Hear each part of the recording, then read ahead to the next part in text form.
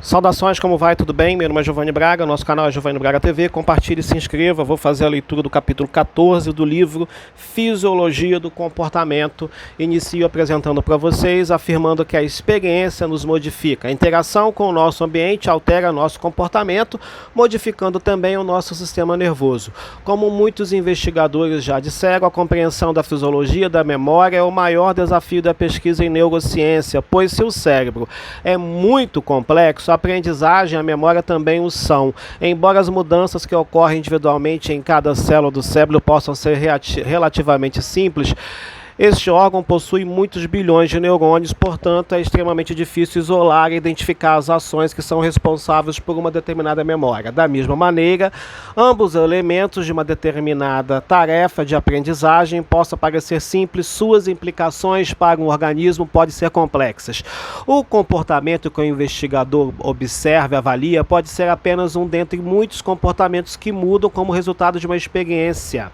Então, experiência nos modifica. O nosso cotidiano, as nossas relações, as nossas interações acabam trazendo mutabilidade no comportamento sociocultural, no nosso comportamento e principalmente no nosso sistema nervoso. São as nossas experiências que vão modulando a nossa capacidade cognitiva, o nosso sistema nervoso, as nossas experiências auditivas vão armazenando as nossas experiências fluidas aí.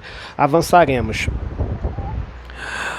Aprendizagem auditiva, o papel da acetilcolina. Embora a aprendizagem visual tenha recebido mais atenção do que outras formas de aprendizagem perceptiva, está claro que aprender é reconhecer estímulos de outras modalidades sensoriais, envolvendo alterações em circuitos neurais, localizados em outras áreas do córtex sensorial de associação. Aprendizagem auditiva, como já foi dito, é tudo aquilo que a gente guardou na nossa memória, tudo aquilo que nós ouvimos.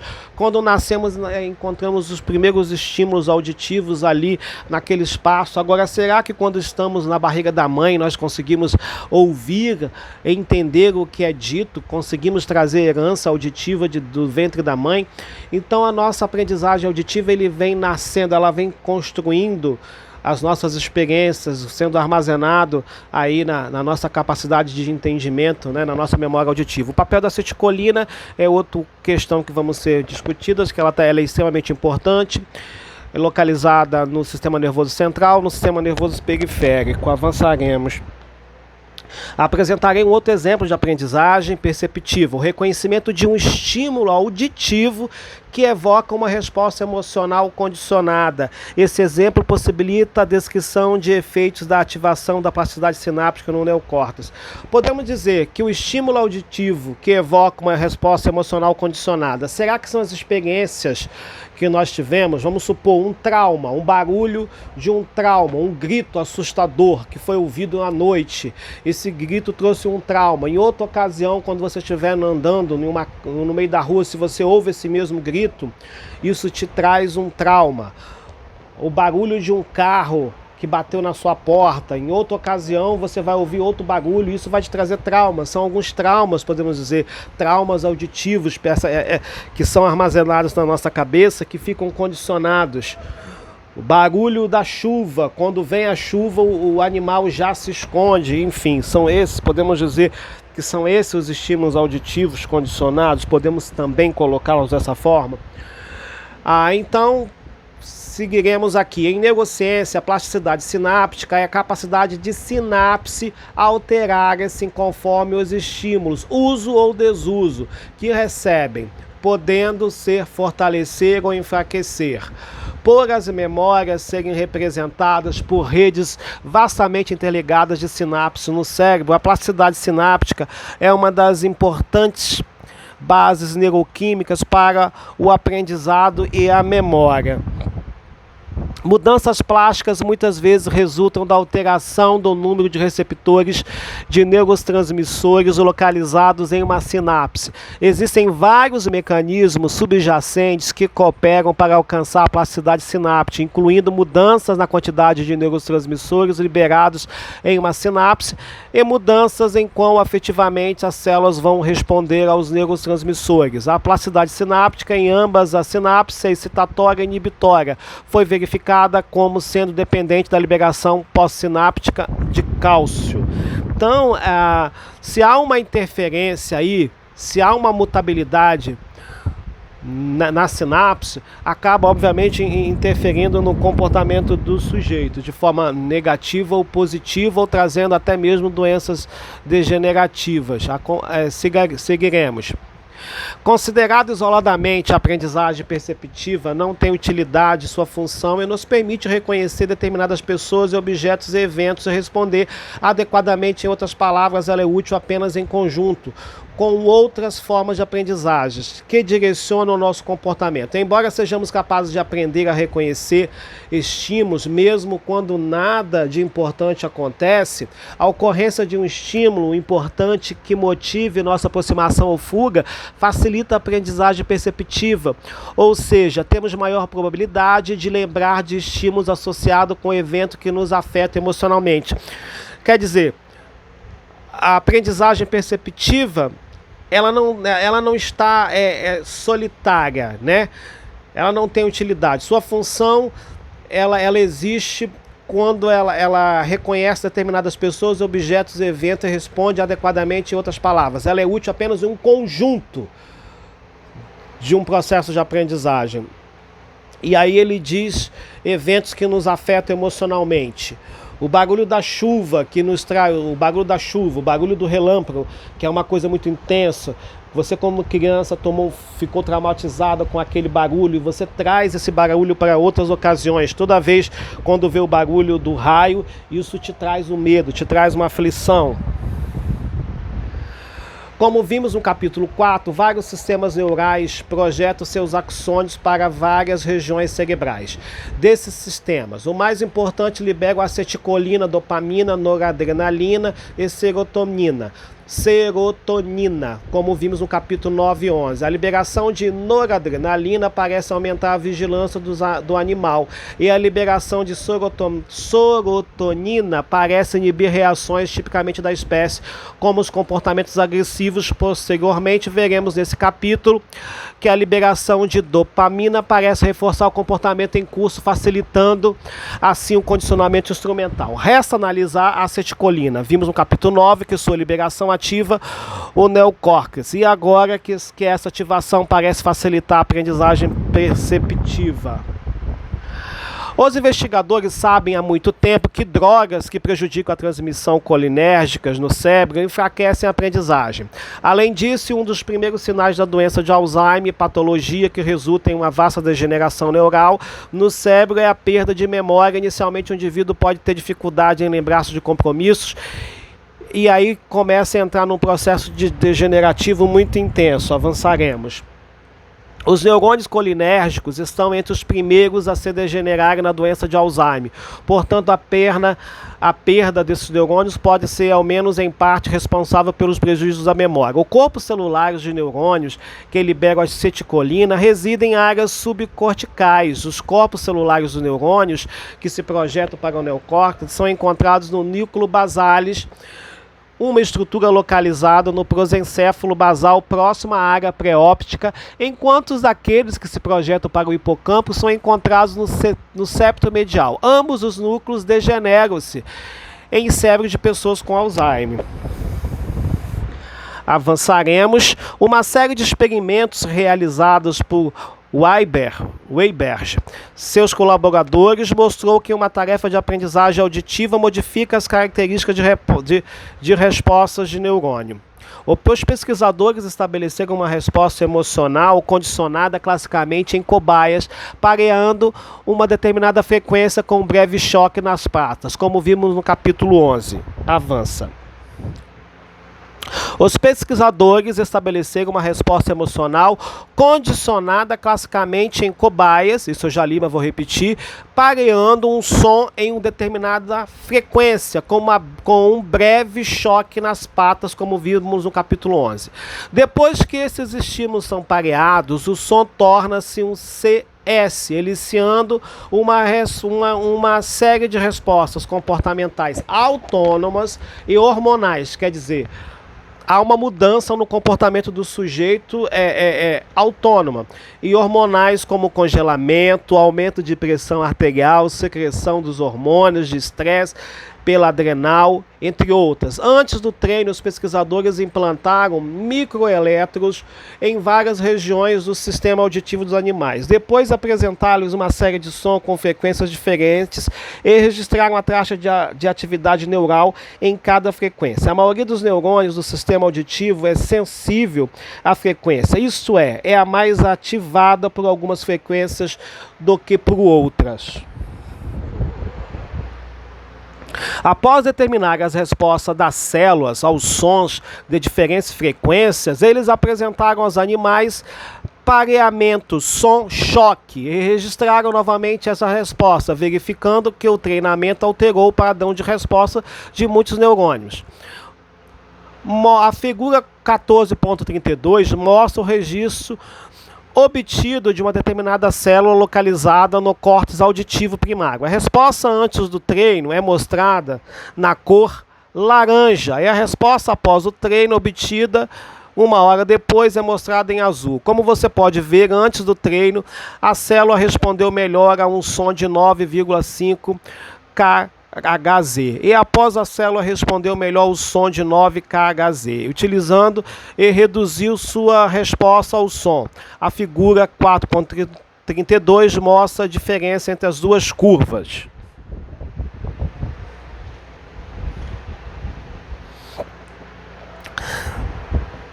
Depois vamos ver a curva. Na próxima sessão desse capítulo, revisarei as provas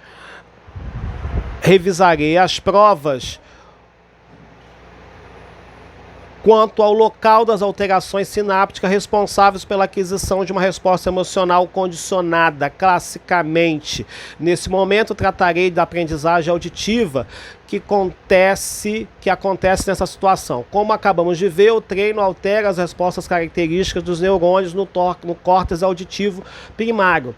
E essas mudanças são duradouras, podendo ser vistas em 8 semanas mais tarde. As informações auditivas é fornecida pela região ventral do núcleo geniculado medial do tálamo. Quando o animal recebe um choque nas patas, o estímulo doloroso ativa o núcleo central da amígdala, que como vimos no capítulo 11, é responsável por um conjunto de respostas emocionais. A via pela qual a informação sobre os estímulos aversivos atinge o núcleo central será descrita posteriormente no capítulo.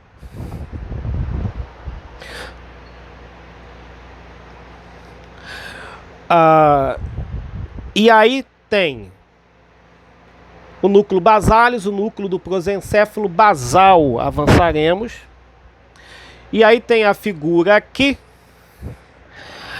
a figura do lado de cá é a figura roxa, que antes do condicionamento tinha uma frequência e depois tinha uma outra frequência.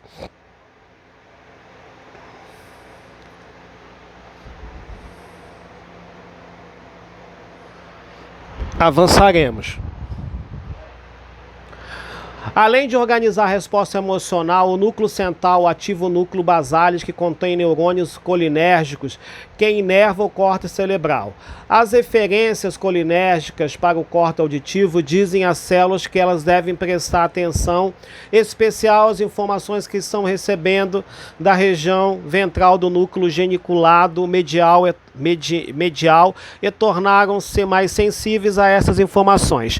Os resultados são as alterações nas características das respostas dos neurônios do córtex auditivo. E aí nós temos essa imagem que deve ser explicada depois melhor. Avançaremos. Weinberger e seus colegas mostraram que a liberação de acetilcolina no córtex auditivo primário é o evento que induz suas alterações sinápticas. Como resultado dessas alterações, os neurônios tornam-se mais sensíveis às informações auditivas que estão recebendo nesse momento. Isto é, ao EC, Balkin e Herbert, em 1996, verificaram que quando apresentavam simultaneamente o som com uma determinada frequência, estimulavam eletricamente o núcleo basális, provocando a liberação de acetilcolina no neocórtex. Os neurônios do córtex auditivo tornaram-se mais sensíveis àquela frequência. Esse efeito foi bloqueado pela dropina, uma droga que bloqueia os receptores de acetilcolina. Verificaram que esse efeito assemelha-se à potência a longo prazo, quando eles apresentaram simultaneamente um som e despolarizaram diretamente um neurônio. No córtex auditivo, como um microelétrodo, o neurônio tornou-se mais sensível àquela frequência de som. Os resultados desses experimentos indicam que a aprendizagem perceptiva é muito importante no condicionamento clássico. Os animais apresentam maior probabilidade de aprender a reconhecer os estímulos que são importantes para eles, como veremos na próxima grande seção deste capítulo. Pesquisas recentes estão começando a descobrir os circuitos neurais, várias formas de condicionamento clássico. A aprendizagem perceptiva ocorre como resultado de alterações nas conexões sinápticas do córtex sensorial de associação. Danos ao córtex temporal inferior do macaco, o nível superior do córtex visual de associação prejudica a discriminação visual. Estudo de registro elétrico tem mostrado que alguns neurônios respondem preferencialmente a determinados estímulos complexos, incluindo faces. Quando novos estímulos são apresentados, padrões de respostas de alguns neurônios do córtex temporal inferior alteram-se, sugerindo que pode estar acontecendo uma reorganização dos circuitos. Estudos com PET em humanos têm mostrado que a recuperação de memórias visuais de objetos ativa o córtex inferior e a recuperação de memórias de localizações ativas o córtex parietal posterior. A memória visual de curto prazo envolve a ativação de neurônios em córtex visual de associação. Estudo de registro elétricos tem mostrado que alguns neurônios do córtex temporal inferior codificam a informação apresentando durante o período de amostra numa tarefa de escolha, conforme o modelo com atraso e continua a disparar durante o intervalo de espera. O córtex pré-frontal dorsolateral também está envolvido com a memória de curto prazo, lesões ou inativação temporal dessa região cerebral. Prejudica o desempenho em tarefas de escolha conforme o modelo com atraso que usam diferentes modalidades sensoriais. Os neurônios nessa região codificam a formação relacionada ao estímulo que deve ser lembrado ou, em alguns testes, a resposta a ser apresentada.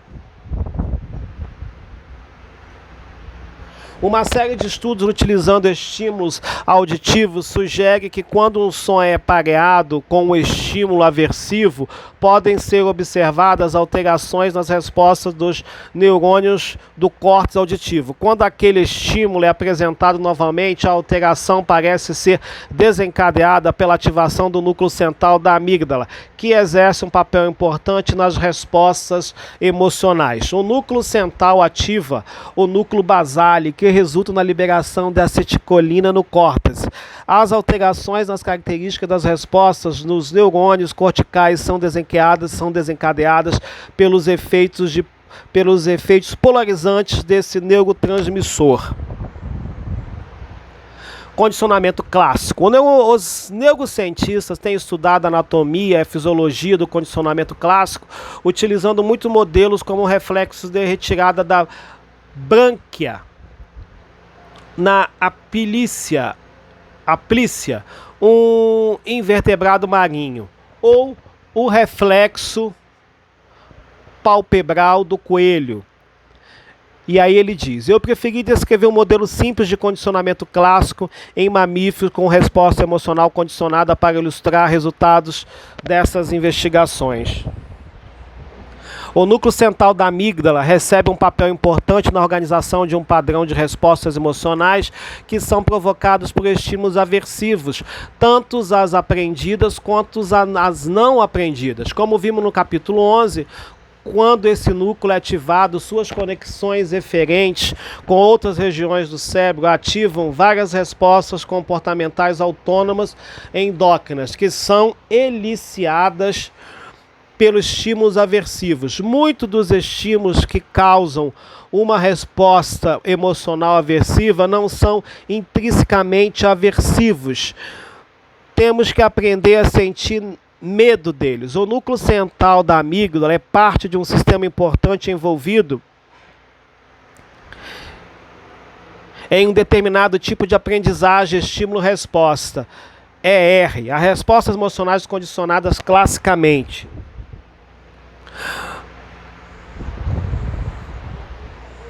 O que dizer do próprio condicionamento clássico? Uma resposta emocional condicionada a um estímulo auditivo muito simples pode ocorrer na ausência do córtex auditivo.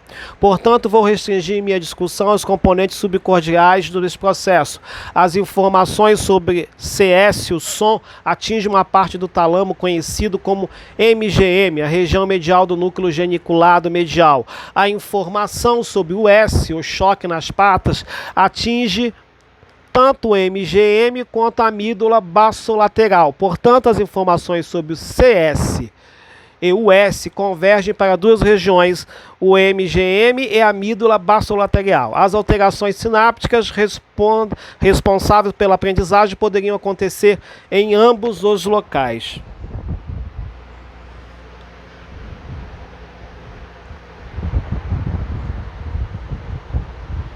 Então vamos falar aqui sobre a acetilcolina, que foi o primeiro neurotransmissor descoberto, tem um papel importante tanto no sistema nervoso central, constituído pelo encéfalo e medula espinhal, no qual está envolvida na memória e na aprendizagem, como o sistema nervoso central e o sistema nervoso periférico. Foi descoberto o neurotransmissor em 1921. Foi Otto Levy, foi um farmacêutico alemão que descobriu o papel da acetilcolina como neurotransmissor endogêneo. Por sua descoberta, ele ganhou o prêmio Nobel de 1936. E aí está ele. E aí tem o sistema nervoso aí, central, que tem o nariz, tem o córtex auditivo, córtex olfatório, córtex gustativo, a orelha. O mais interessante é que o córtex visual tá aqui atrás, o cerebelo. Então é um emaranhado aí. Então quer dizer, de informações. A acetilcolina ela está presente em todo o sistema. Sistema nervoso central, o CNC é formado pelo encéfalo e medula espinhal. O encéfalo é composto de aproximadamente 100 bilhões de neurônios. Tem uma forma de cogumelo e divide-se em três partes: cérebro, cerebelo e tronco encefálico. Tronco do encéfalo. E aí mais uma informação: o sistema nervoso periférico, lá em cima o sistema nervoso central, o encéfalo, medula espinhal. E do outro lado o sistema nervoso periférico. A acetilcolina é o neurotransmissor mais presente no sistema nervoso. Esse químico que o nosso cérebro produz, principalmente a partir do açúcar, é a colina, é o mensageiro essencial que facilita a comunicação entre os neurônios. Graças a ele, regulamos a atenção e a memória, assimilamos novas informações e cuidamos do nosso estado de humor. Sabe-se, por exemplo, que existem células específicas no organismo que reagem exclusivamente com a acetilcolina. Tanto é assim que o prosencéfalo basal e o hipocampo precisam desse neurotransmissor, em particular para realizar suas tarefas. Acetilcolina, quais são as suas funções? A maioria de nós já ouviu falar sobre a acetilcolina por um motivo para melhorar a memória e a concentração. Por isso, é um dos componentes mais comuns no nootrópicos, suplementos usados para melhorar nossas funções cognitivas. Agora, além dessa área, sabemos que é essencial para outras funções que veremos abaixo. No entanto, é necessário lembrar, em primeiro lugar, que seu campo de ação em nosso organismo é múltiplo. Ela se encontra tanto no campo periférico, também possui quanto no campo periférico, e também possui funções excitatórias e inibitórias. E aí tem um composto da inteligência aí, que a gente pesquisou na internet, e é composto pela colina. A colina é um nutriente diretamente relacionado com a função cerebral e por ser um precursor da acetilcolina, uma substância química que intervém diretamente na transmissão de impulsos nervosos, acelera a produção e a liberação de neurotransmissores, o que faz com que se tenha melhor memória e a maior capacidade de aprendizado. Funções do sistema nervoso. Sistema nervoso central, a acetilcolina age de forma excitatória. Graças à sua alteração entre os neurônios e as células nervosas, promove o processo de motivação, excitação e atenção. Não só estimula a atividade do hipocampo para realizar esses processos, mas também atua sobre o córtex cerebral para darmos lugar às funções executivas superiores, tais como a resolução de problemas ou reflexão. Como podemos estimular a produção da acetilcolina? A acetilcolina, como apontamos no início, nosso cérebro precisa de açúcar para produzir acetilcolina. Agora é importante nunca exceder o consumo de açúcar, porque acontece na maioria das ocasiões é que eu consumo muitos alimentos doces, ao consumir muitos alimentos doces, nossa atenção e memória acabam decaindo depois de algumas horas. A razão: quando há um excesso de açúcar, aparece a adenosina, uma substância química que inibe a ação da acetilcolina. A acetilcolina também possui funções excitatórias e inibitórias, ou seja, pode facilitar o impulso elétrico em um neurônio ou pode inibi-lo. Em função disso, o funcionamento cerebral pode ser comprometido se houver déficit dele no organismo, causando hiperatividade, déficit de atenção e mal de Alzheimer. Um médico alemão chamado Alois Alzheimer descobriu a doença de Alzheimer em 1906 durante o curso de seus estudos do cérebro. E aí está o senhor que descobriu. Doença de Alzheimer, a forma mais comum de demência neurodegenerativa em pessoas de idade. A causa é desconhecida, mas acredita-se que seja geneticamente determinada. A doença instala-se quando o processamento de certas proteínas do sistema nervoso central começa a dar errado. Doença de Alzheimer, o CID é 10G30. E embaixo tem um vídeo para vocês pesquisarem no canal no YouTube. Doença progressiva, que destrói a memória e outras funções mentais importantes. As conexões das células cerebrais e as próprias células se degeneram e morrem, eventualmente destruindo a memória e outras funções mentais importantes. Perda da memória, confusão são os principais sintomas. Não existe cura, mas os medicamentos e as estratégias de controle podem melhorar os sintomas temporariamente. E aí tem essa imagem, perda de memória. 21 de setembro, Dia Mundial da Doença do Alzheimer e Dia Nacional da Consciência da Doença. Essa imagem do cidadão perdendo sua memória, perdendo todos os seus valores, perdendo tudo aquilo, todos os seus neurônios com a presença do Alzheimer. Muito comum casos por ano, mais de 2 milhões no Brasil de casos. Qual o neurotransmissor do Alzheimer? Acredita-se que essa doença está associada ao déficit de vários neurotransmissores cerebrais, como serotonina, norepinefrina e ACH. O que acontece na cabeça de quem tem Alzheimer? Na doença de Alzheimer, as partes do cérebro degeneradas destroem as células nervosas e reduzem a capacidade de resposta das restantes e muitos dos mensageiros químicos que transmitem os sinais entre células nervosas no cérebro, neurotransmissores. A dopamina é um neurotransmissor da família das catecolaminas. Os neurotransmissores dessa família atuam no sistema nervoso central e influenciam, por exemplo, o nosso humor. A dopamina é um neurotransmissor da família das catecolaminas e atua, por exemplo, sobre as emoções e a atenção. O que acontece se a dopamina estiver baixa? É um neurotransmissor, substância química que realiza a comunicação entre os neurônios, principalmente associados aos mecanismos de recompensa do cérebro, alteração do cérebro. Alterações da dopamina estão relacionadas a várias doenças, inclusive a de Parkinson, a deficiência por causar tremores, rigidez e lentidões nos pacientes. A dopamina está relacionada a comportamento agressivo. Estudo mostra que pessoas que têm menor nível dessa substância química no cérebro tendem a ser mais agressivas em situações de competição. Leia mais em esse artigo aí, que essa é a dica do artigo. A agressividade descontrolada pode ser causada pela baixa concentração de dopamina no cérebro. A relação entre o comportamento agressivo e essa substância química foi levantada em trabalho apresentado. E aí leia mais, tenha as informações aí.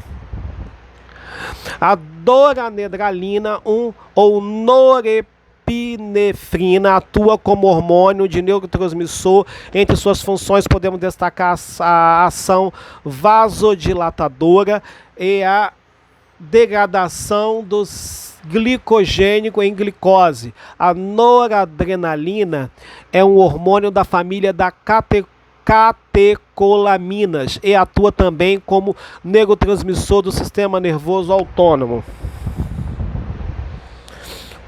A função da noradrenalina: atua como um importante vasoconstritor, ou seja, na contração dos vasos sanguíneos. Sua ação ocorre principalmente na modulação da pressão sanguínea, sendo utilizada assim no tratamento médico, como em casos de choque séptico.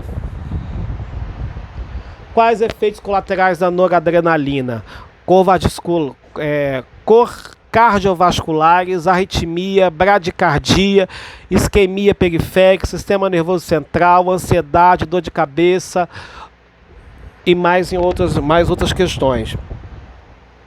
Para que serve a doranedralina? Na UTI, a doranedralina é uma droga de eleição no choque séptico, cuja finalidade é levar ao PA em pacientes hipotensos que não respondem à ressuscitação por volume e a outros inotrópicos menos potentes. A serotonina, conhecida como hormônio da felicidade, é um neurotransmissor, ou seja, é a substância química que faz com que os neurônios passem sinais entre si, entre suas funções. Em suas funções está a regulagem do ritmo cardíaco, do sono, do apetite, do humor, da memória e da temperatura do corpo. Obrigado, compartilhe nossos vídeos.